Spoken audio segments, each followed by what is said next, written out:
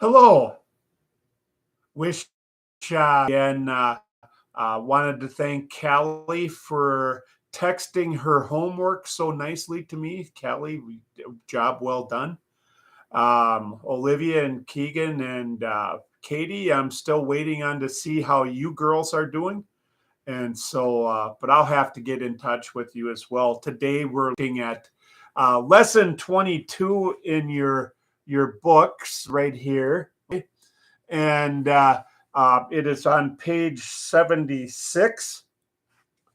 Also, I'm going to ask you to open up your Bibles to page 397 as we go to 1 Samuel chapter 17. Page 397 in your Bible, 1 Samuel chapter 17. Today we're going to be looking at one of the most familiar accounts from the Bible, an account from the Bible that many people know well, not only Christians, but even non-Christians. First point that I want to make with this account before we go into it and look and see what the Bible says is the fact that a lot of people look at this story about David and Goliath as being the little guy beating the big guy, or the underdog, a story for the underdog. This is not what that story is really about. And we're going to deal with that as we look at it. So if you go with me to 1 Samuel chapter 17, verse 1, I'm going to read that for you. This is a good and an exciting story. This is something that really happened. Now the Philistines gathered their troops for battle. The Philistines were Israel's enemy, who were always giving them problems. They gathered at Soko, which belongs to Judah, and they camped between Soko and Azekah at Ephes Dammim. Saul and the men of Israel also gathered together and camped in the valley of Elah. They lined up in battle formation opposite the Philistines. The Philistines took up a position in front of the mountain on one side of the valley, and the Israelites stationed themselves in front of the mountain on the other side of the valley. So, you see, here are the Israelite army and the Philistine army. This is a valley. They're each on one side. And usually what they do is the armies are going to meet into the middle and fight. Verse 4. A challenger who represented the Philistines came out from the camp of the Philistines. He was named Goliath of Gath. He was 9 feet 6 inches tall. It's a big boy. If you look in your houses, I'm looking at the roof in my office here at church right now, or at the ceiling.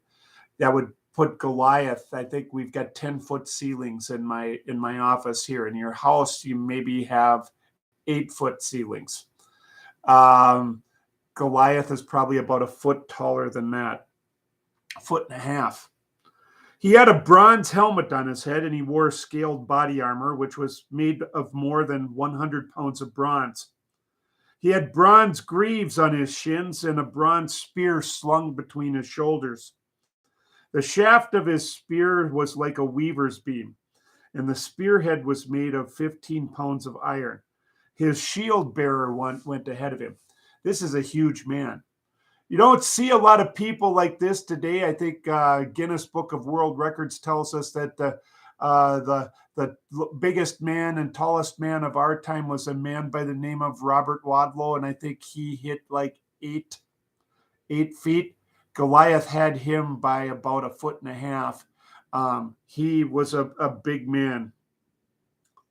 He would stand up and shout to the armies of Israel, "Why have you come out to line up in battle formation? I am a Philistine, and you are servants of Saul, aren't you? Choose a man to represent you and let him come down to me. If he is able to fight with me and kill me, we will be your servants. But if I overcome him and kill him, you will become our servants and you will serve us." The Philistine would say, I defy the ranks of Israel today. Give me a man and we will fight each other. When Saul and all Israel heard those words of the Philistines, they lost their courage and were terrified. Would have been bad enough facing this man with the rest of the army, but he's challenging and he says, get your best soldier. I'm our best soldier and we'll fight it out. And then the winner, that'll be the winning army. And the losing army will serve us. Nobody wanted to do that. Now, David was the son of an Ephrathite from Bethlehem in Judah. Remember, we heard about David. He just got anointed when we were together last week to be the new king of Israel. But he's a boy whose name was Jesse. Jesse had 8 sons. In the days of Saul, Jesse was a very old man. The 3 oldest sons of Jesse had accompanied Saul to the battleground. The names of his 3 sons who went to battle were his firstborn Eliab, next Abinadab, and third Shammah.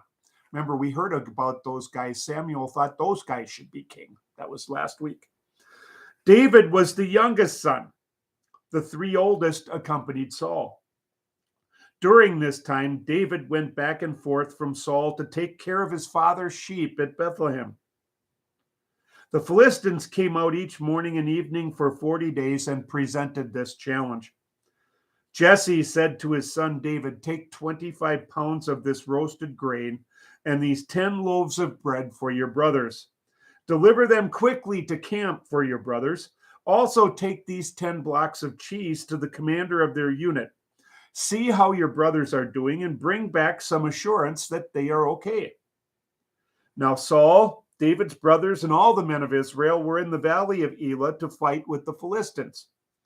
David got up early in the morning and left the sheep with someone who would watch them. He took the supplies and set out as Jesse had commanded him. He arrived at the outer defense line of the camp just as the army was marching out to line up in battle formation, shouting war cries as they went. Israel and the Philistines were lining up for battle, one formation against the other.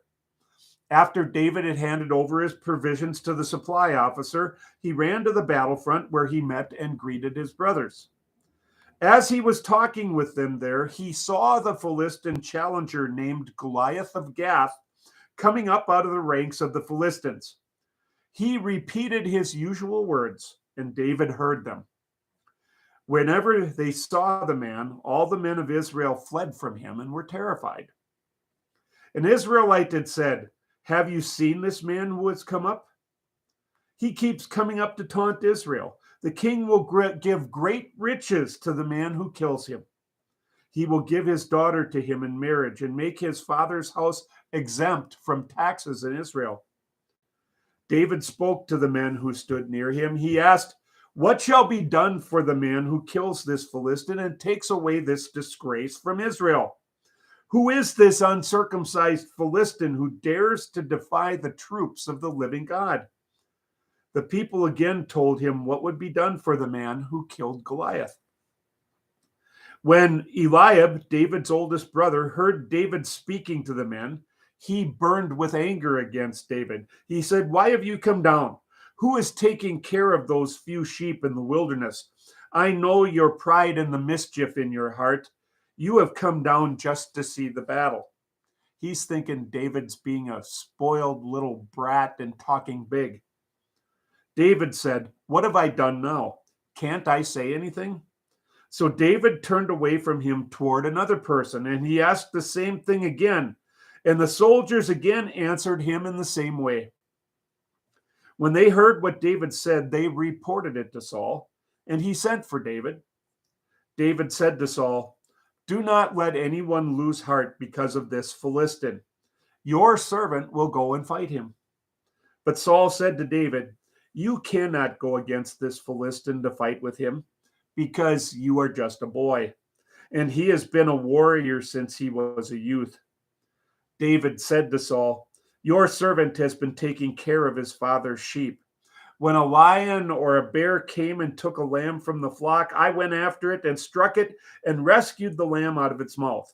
When the lion reared up against me, I grabbed it by its mane, struck it, and killed it. Your servant struck both the lion and the bear. This uncircumcised Philistine will be like one of them, since he has defied the ranks of the living God." David added, "The Lord who delivered me from the paw of the lion and from the paw of the bear will deliver me from the hand of the Philistine." Some big words for a young man. But this shows David's faith.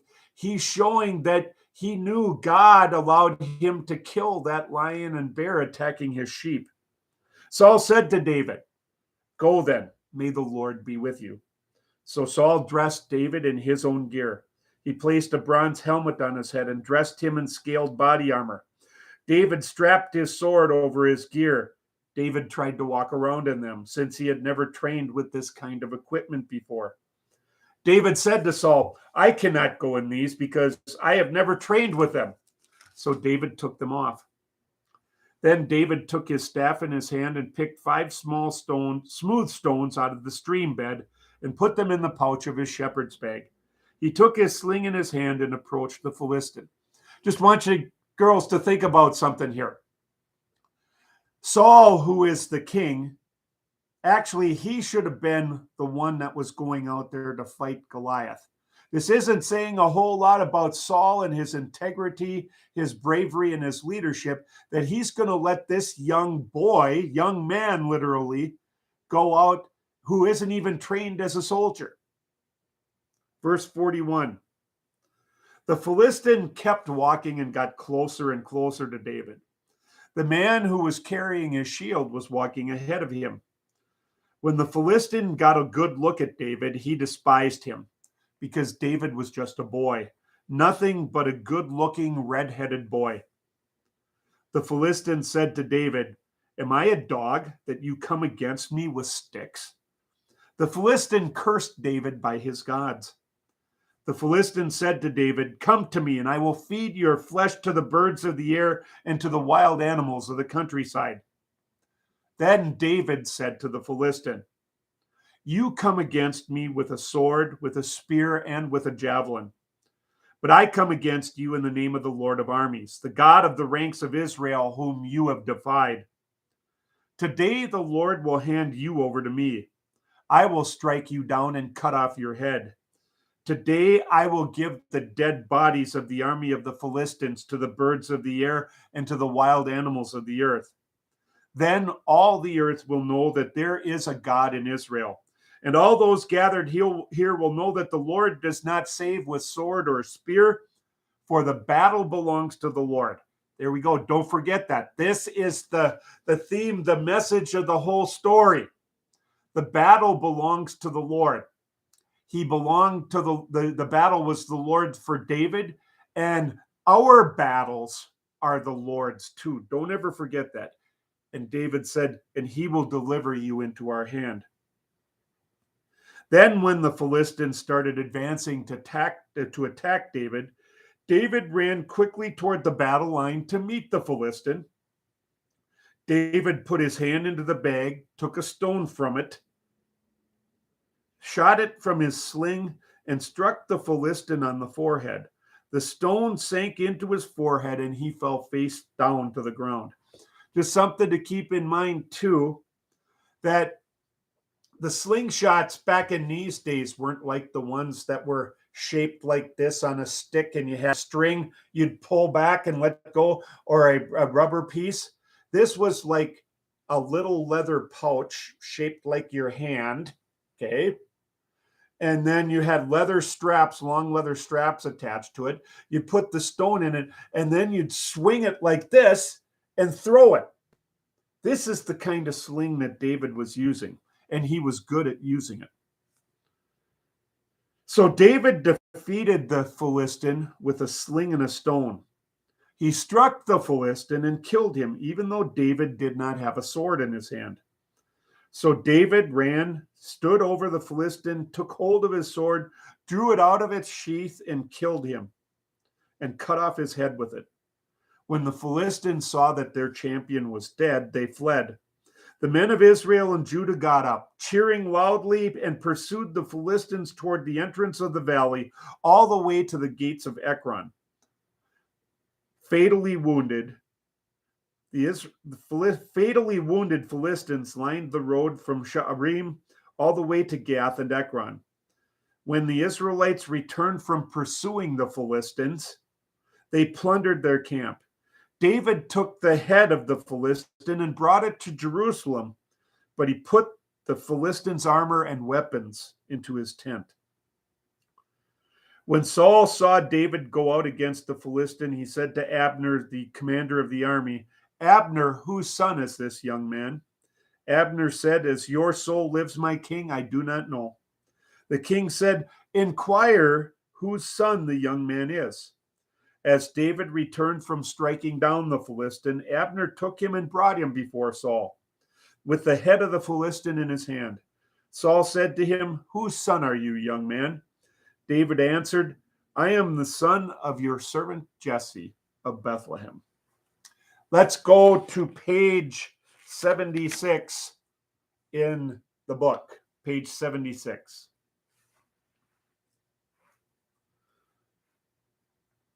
We see here that King Saul continues his downward spiral, and David continues to show himself as a man after God's own heart. Also in this lesson, we see a continuing cycle we saw during the time of the judges. Israel's unfaithfulness to God led to trouble with another nation. This time, that nation was the enemy of Philistia. David stood up to their fierce champion Goliath, and God worked through David to protect his people. And that's something that you want to remember. God was working through David. Okay?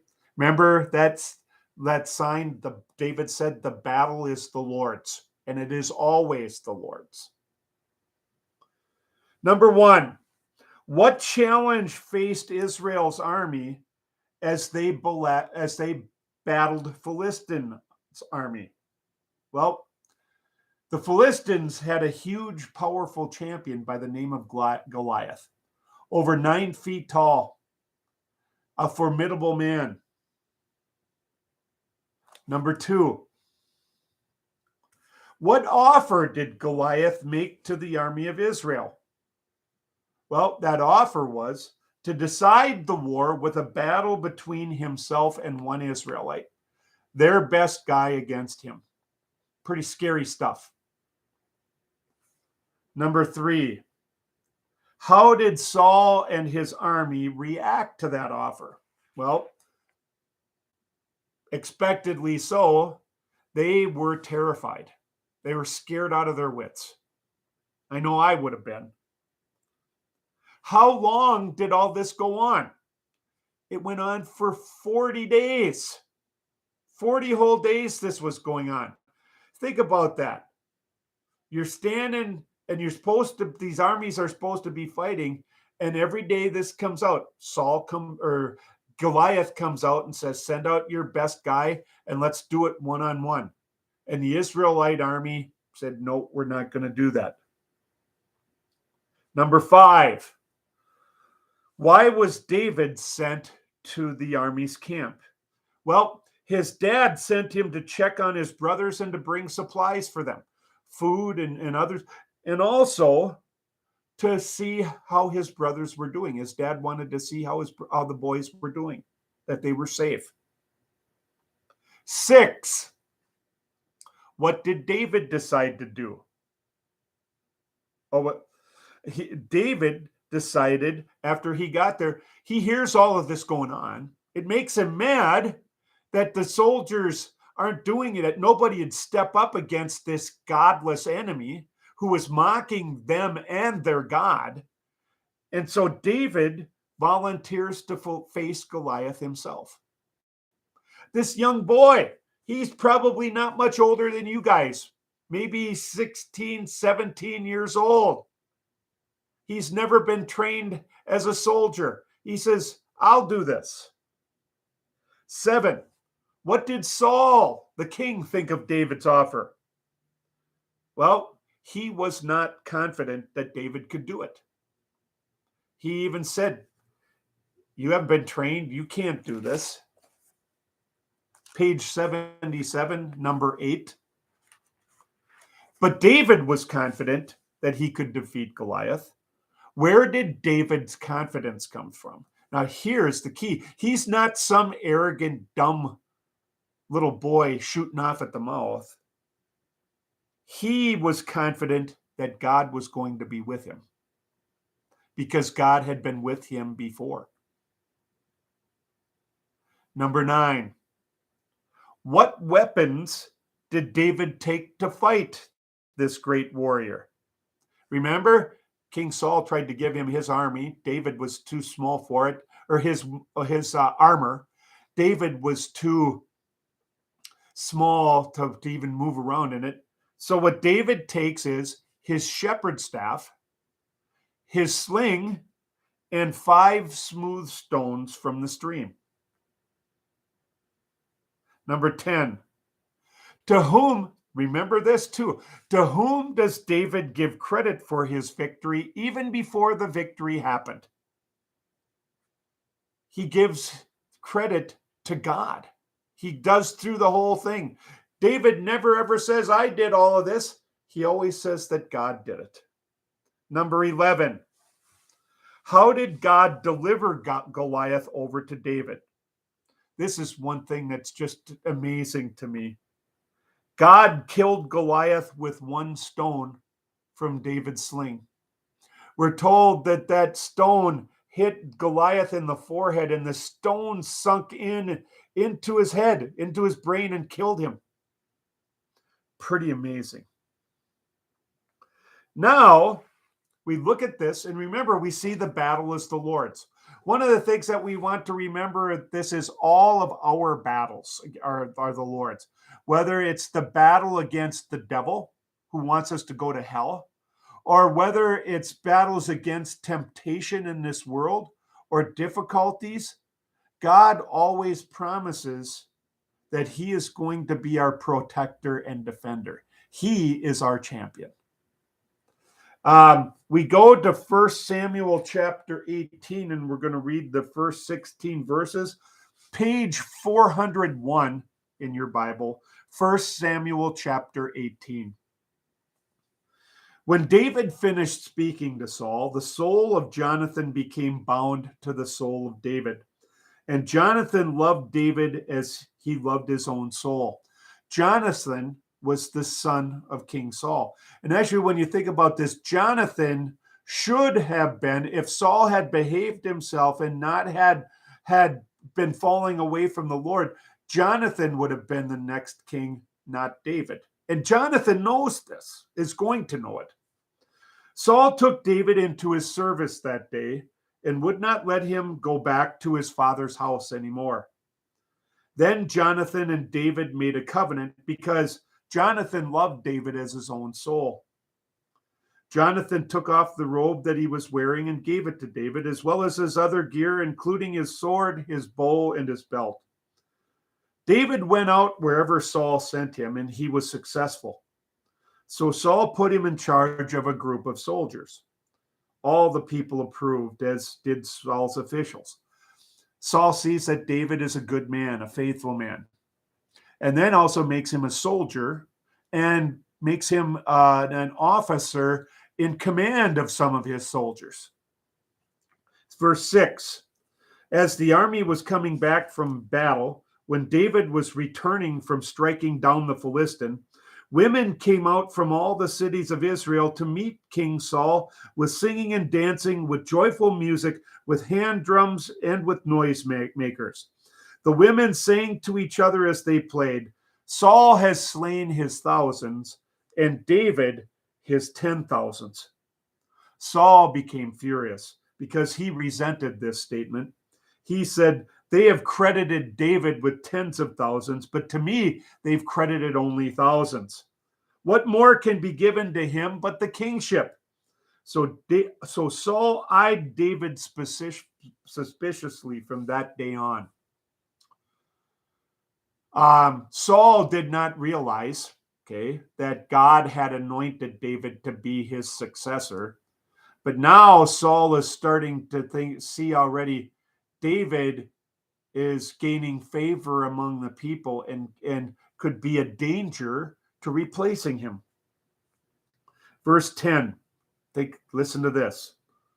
On the next day, an evil spirit from God overcame Saul, and in a frenzy, he prophesied inside the house.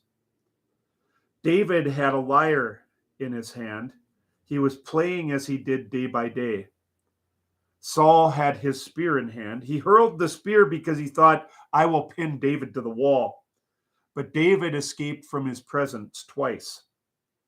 Saul was afraid of David because the Lord was with David, but had departed from Saul. So Saul sees this.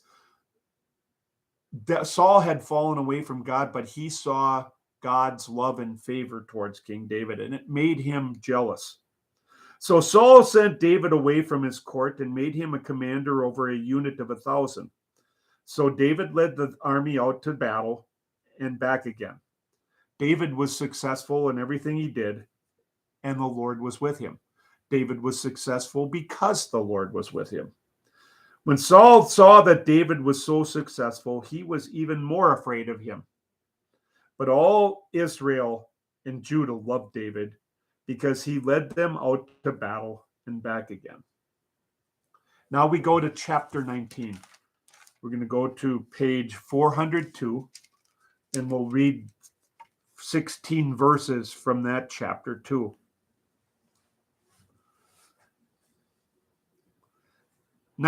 Verse 1, page 402.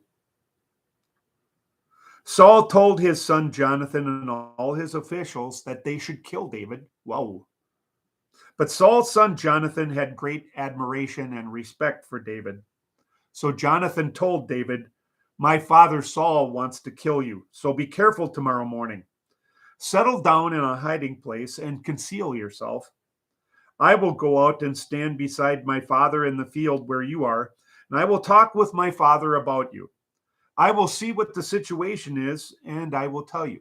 Jonathan and David are friends, and Jonathan is looking out for David. This is also something that's amazing, too, because Jonathan could be the next king of Israel, but he knows that God has chosen David to do that. And he still likes David, and he's his friend and is helping to protect his life. Jonathan spoke favorably about David to his father Saul. He said to him, the king should not sin against his servant David because he has not sinned against you, and his actions have served you very well. Jonathan reminds Saul, David has been faithful to you. He's a loyal servant and soldier. You don't have to worry about this guy. He took his life into his hands when he struck the Philistine, and the Lord brought about a great victory for all Israel. You saw it and you celebrated. Why then would you sin against innocent blood by killing David without cause? Saul listened to the advice of Jonathan, and Saul swore, as the Lord lives, he shall not be put to death. So Jonathan called David and told him about all these things. Then Jonathan brought David to Saul, and he served in his presence as he had before. What a wonderful thing. Jonathan talks sense into his father and brings David and Saul back together, and David once again serves Saul faithfully. Later, war broke out again. David went out and fought against the Philistines and inflicted a severe defeat on them, and they fled from him. Turning the story here. An evil spirit from the Lord came upon Saul as he sat in his house with his spear in his hand. David was playing the lyre.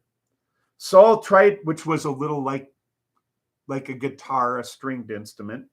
David would play that music to soothe Saul while Saul was having these troubles with the evil spirit.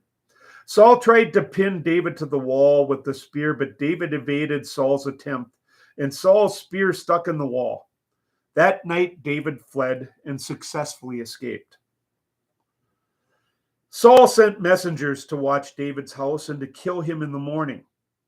But David's wife, Michal, told him, if you do not do something to save your life tonight, by tomorrow you will be put to death. So Michal let David down through the window. He took off, got away, and escaped. Michal took a household idol and laid it in the bed. She put something made of goat hair on its head and covered the statue with clothing. When Saul sent messengers to capture David, she said, "He is sick." So Saul sent the messengers to see David for themselves. He said, "Bring him to me on the bed so I can kill him." When the messengers came in, they saw that the idol was in the bed with the goat hair on its head.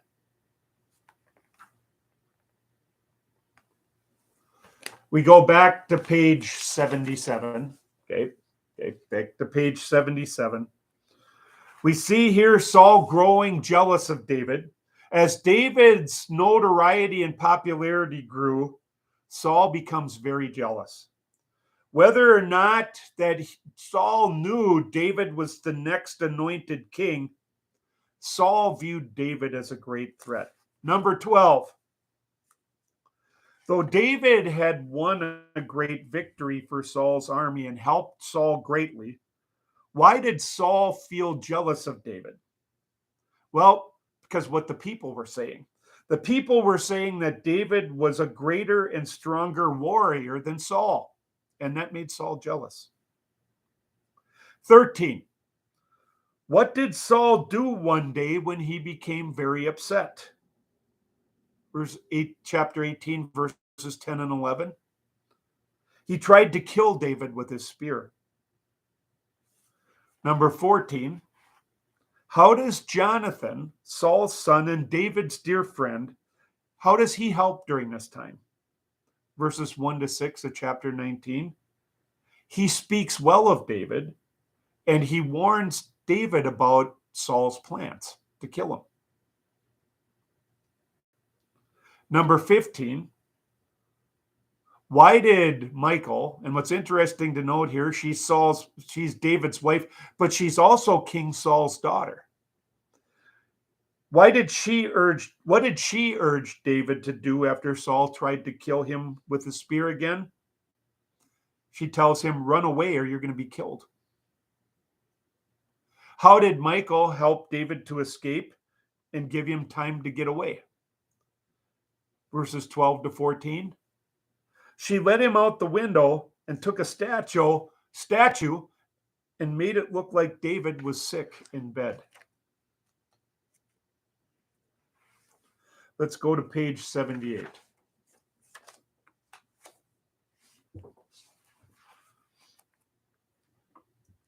Number 17. Okay.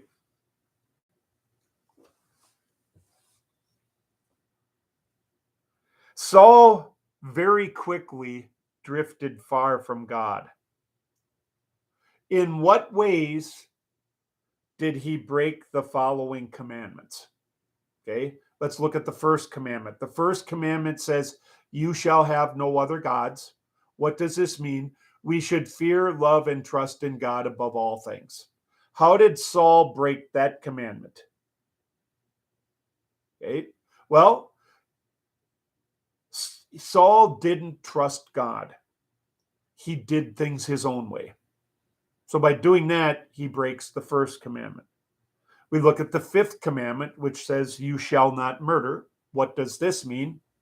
We should fear and love God, that we do not hurt or harm our neighbor in his body, but help and befriend him in every bodily need.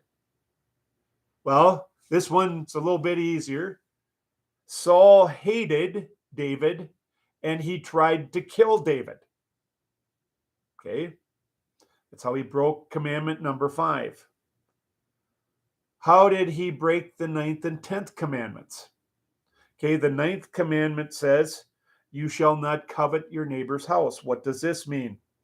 We should fear and love God, that we do not scheme to get our neighbor's inheritance or house or obtain it by a show of right, but do all we can to help him keep it. The 10th commandment is similar. You shall not covet your neighbor's wife, workers, animals, or anything that belongs to your neighbor. What does this mean? We should fear and love God, that we do not force or entice away our neighbor's spouse, workers, or animals, but urge them to stay and do their duty. How did Saul break the 9th and 10th commandments? Coveting. Saul coveted, was jealous of God's given success and popularity to David. David was popular. He was successful. And Saul coveted that. He was jealous of it. And he led him to hate David for it.